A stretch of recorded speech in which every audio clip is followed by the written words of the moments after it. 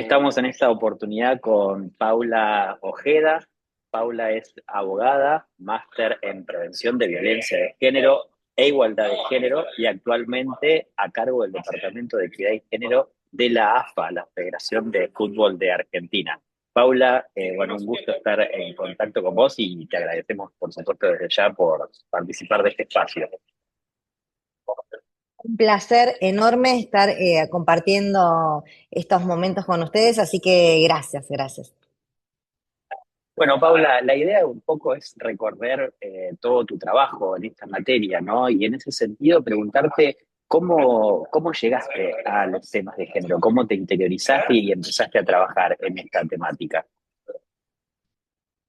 Empecé con mi carrera profesional de abogada, que sigo haciendo, trabajando en el estudio jurídico, pero la verdad que con la ley de prevención integral a la violencia contra las mujeres y el caso de Wanda Tadei me hizo una conmoción muy grande.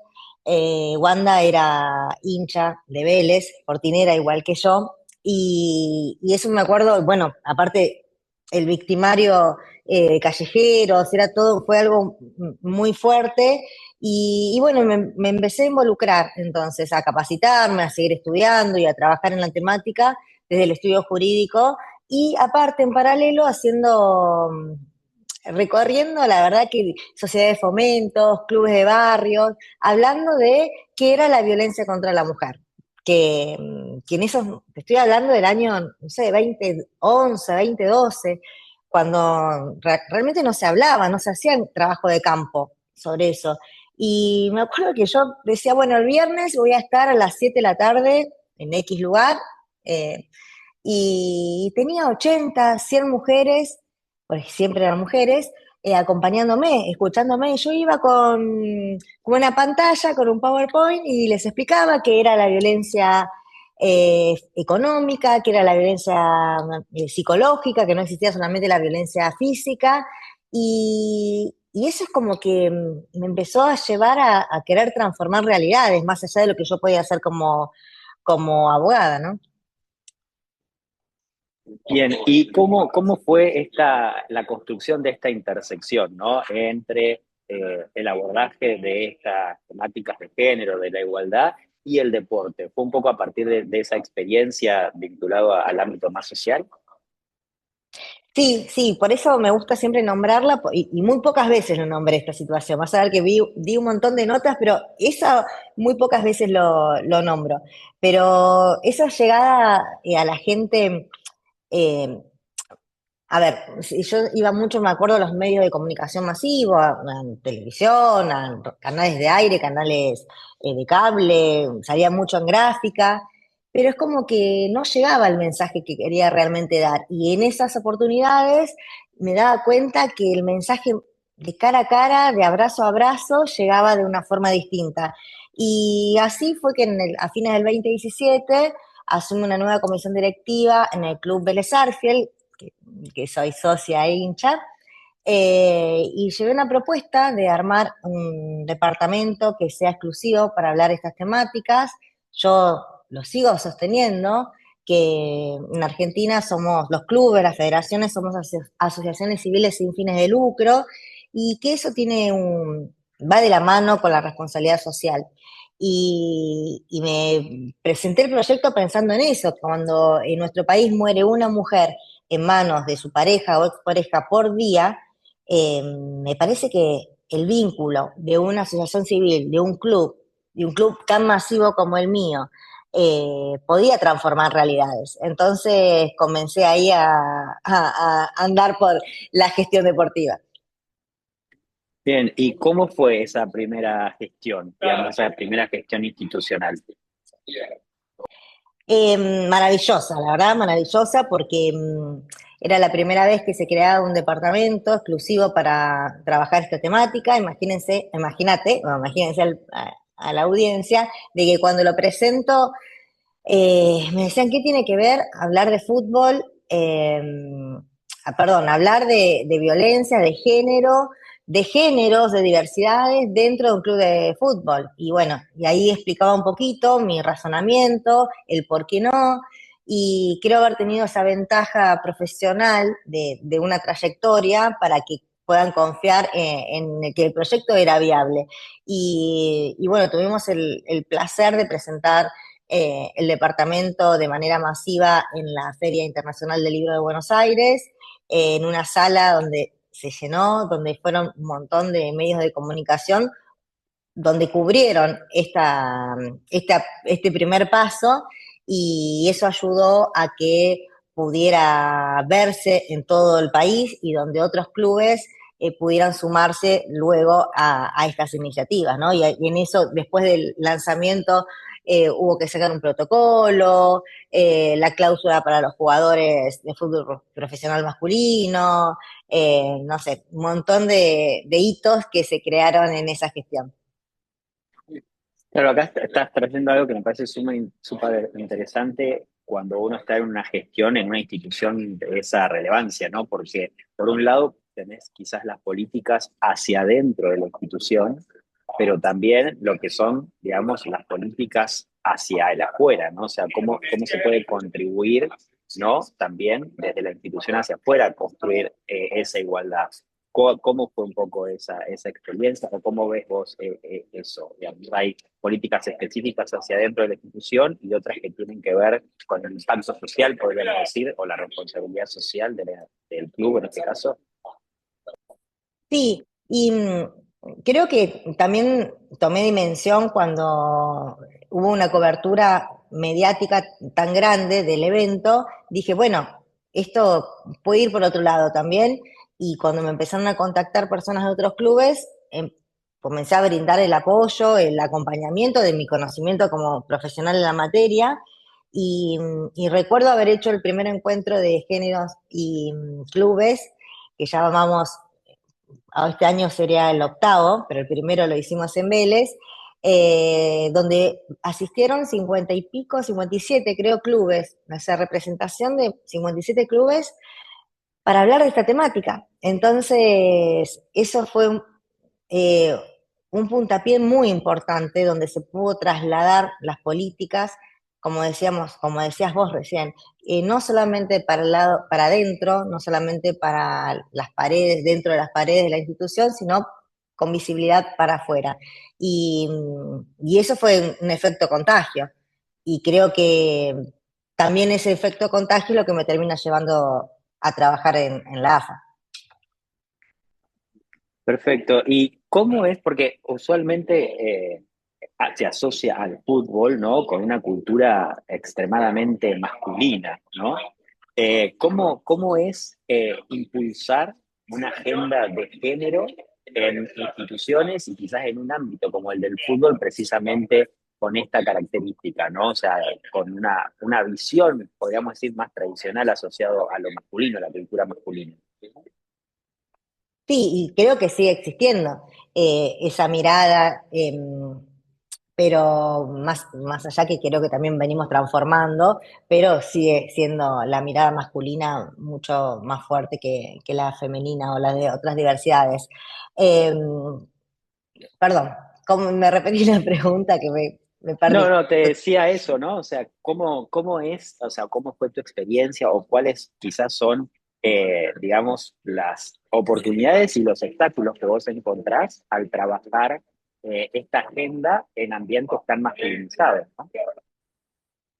Y las oportunidades, yo siempre digo, es que son hay que aprovecharlas. Es cuando se presenta una oportunidad, cuando hay un caso determinado donde hay que afrontarlo, eh, aprovechamos a trabajar eso y además a trabajar otra temática y otra y otra y otra.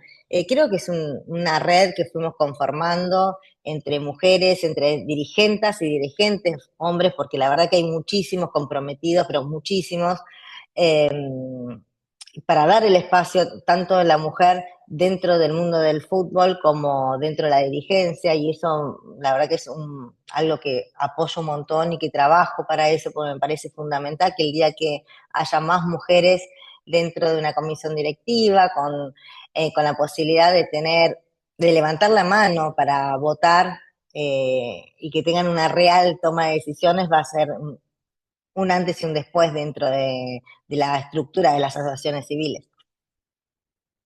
¿La participación de mujeres en esos ámbitos sigue siendo minoritaria o mucho menor a la de los varones? Hay muchas mujeres en los ámbitos dirigenciales, lo que pasa es que no están en los cargos de toma de decisiones. Si bien sí, por supuesto, hay varias presidentas, hay muchas vicepresidentas, hay un montón de secretarias, otros montón de prosecretarias, de tesoreras, y otra cosa que a mí me llena de orgullo, que un montón de compañeras que venimos militando hace años dentro de los clubes con esta temática, logran estar hoy paradas en estos lugares de toma de decisiones.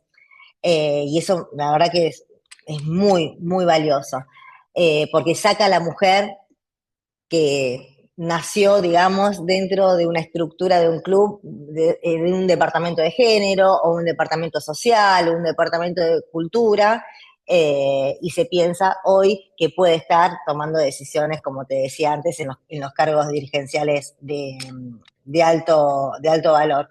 Pero la verdad que siguen siendo las menos.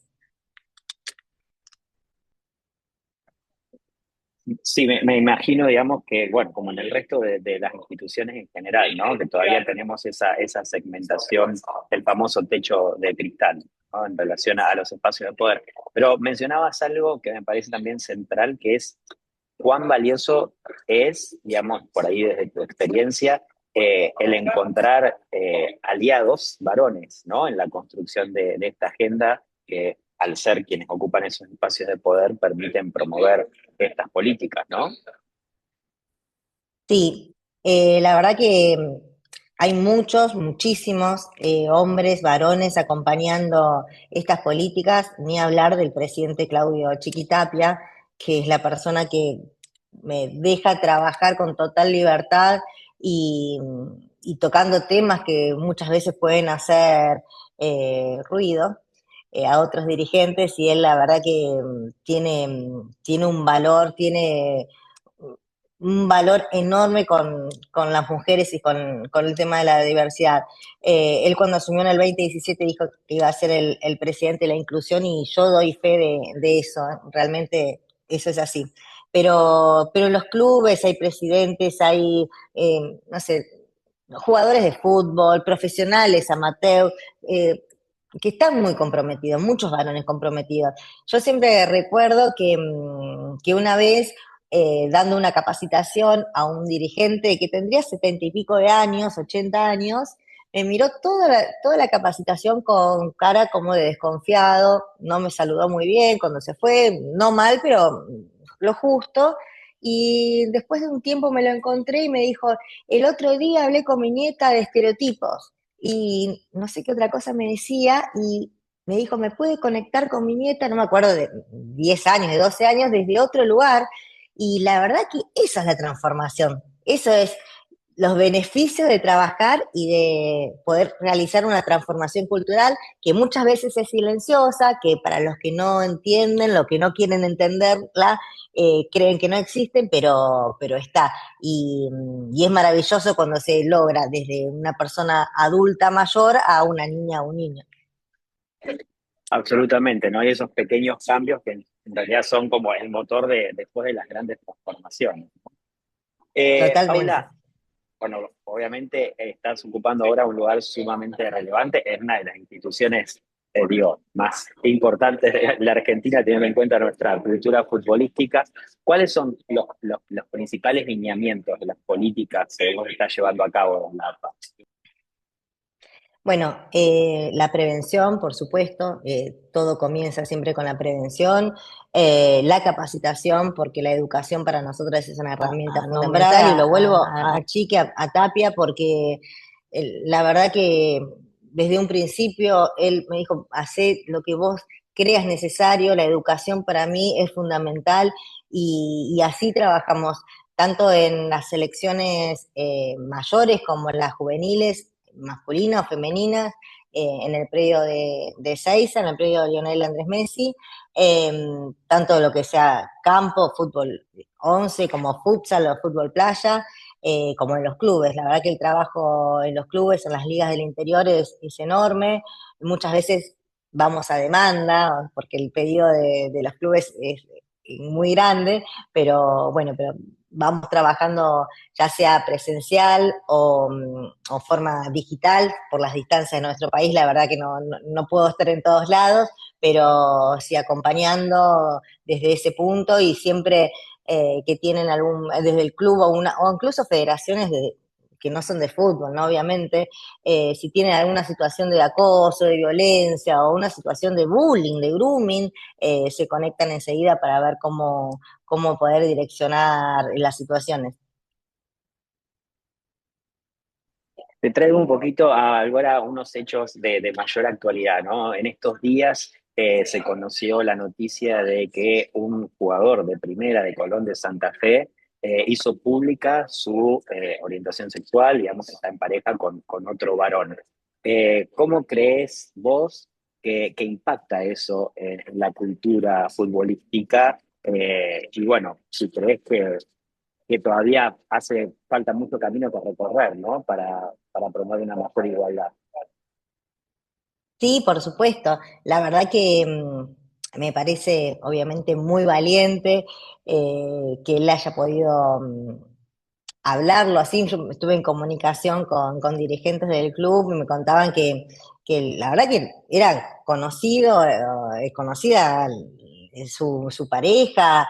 Esta nota que trascendió desde el año pasado, se hizo viral ahora. Eh, pero bueno, hay que tener mucho cuidado, hay que seguir capacitando, hay que seguir trabajando en la educación.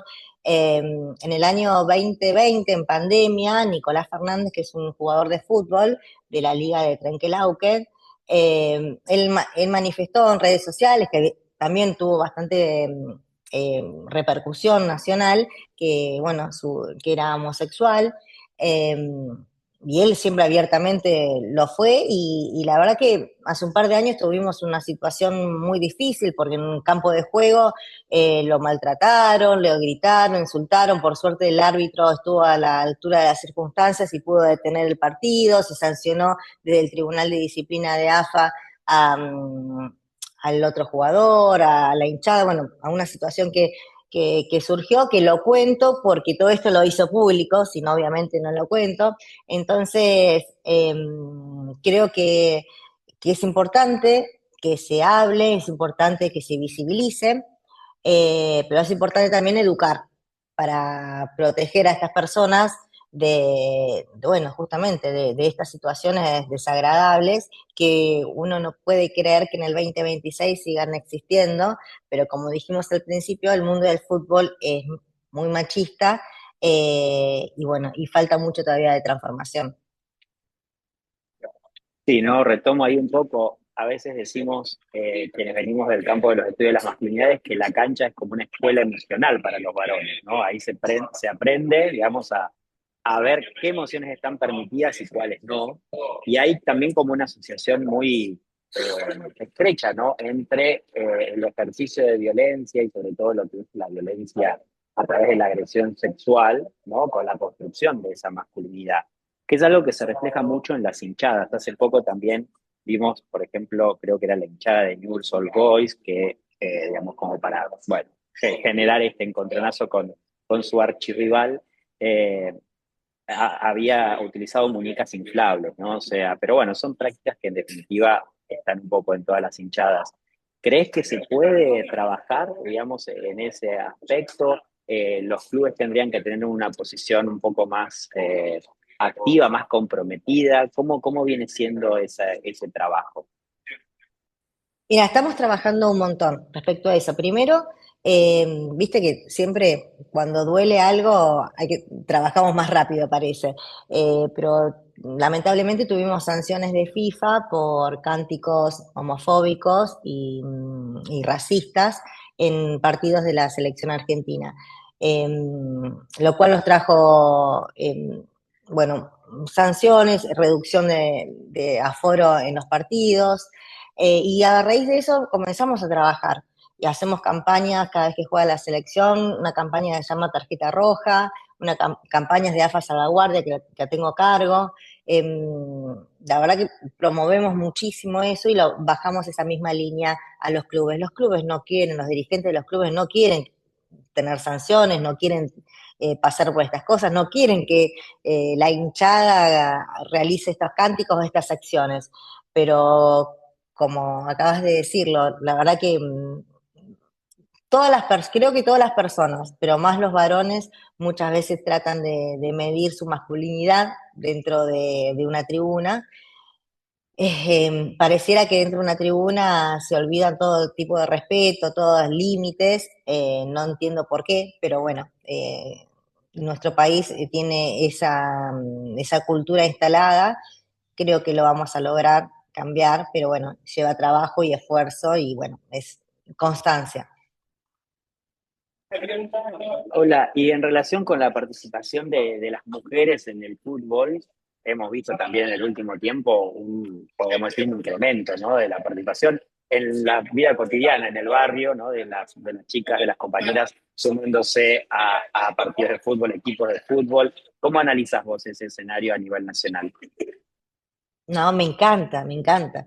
La verdad que haya tantas nenas jugando, tantos clubes que tengan que dividir las canchas porque las nenas también quieren jugar, que las niñas están activas en los colegios, en las escuelas, jugando al fútbol.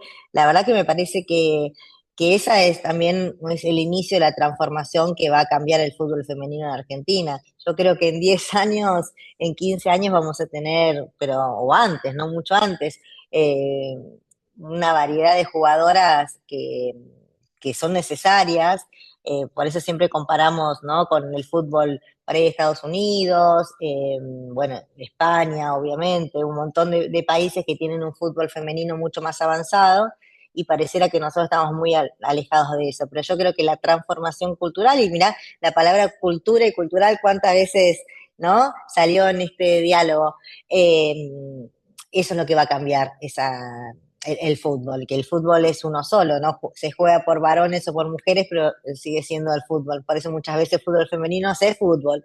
Eh, Así que lo veo maravilloso y creo que eso tuvo que ver con la profesionalización del fútbol femenino, con el esfuerzo que hacemos en AFA para que los clubes tengan fútbol femenino, para, no sé, para promoverlo, para la comunicación, hay un montón de esfuerzos que muchas veces no se valora o no se ve, pero que hacemos desde la Asociación del Fútbol Argentino.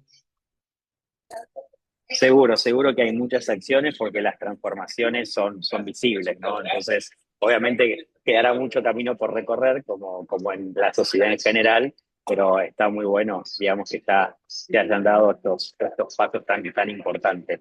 Por supuesto, desde Mujer y Gobierno tenemos un poco también esa vocación de construir la igualdad, así que nada, considerarnos aliados en la construcción de ese escenario. Paula, te agradecemos muchísimo por este espacio, por participar y bueno, dejo vos las últimas palabras por si querés agregar algo a todo lo que ya hemos conversado. No, otra vez agradecer por esta convocatoria. Me encanta difundir el trabajo que hacemos, porque me parece que es parte, otra vez, decimos la palabra de la transformación, la visibilización de estas cosas es muy importante, y decirle a cada hombre y cada varón, a cada persona, de que el cambio puede estar en nuestras manos, que debemos trabajar en pensar en un futuro mejor y bueno, y los valores dentro del deporte son elementales, así que hay que cuidarlos. Buenísimo, bueno, y alentar mucho a la selección, que se viene ya el Mundial, estamos a nada. Ya estamos, ya estamos, ya estamos. Ahí estamos. Bueno, Paula, muchísimas gracias.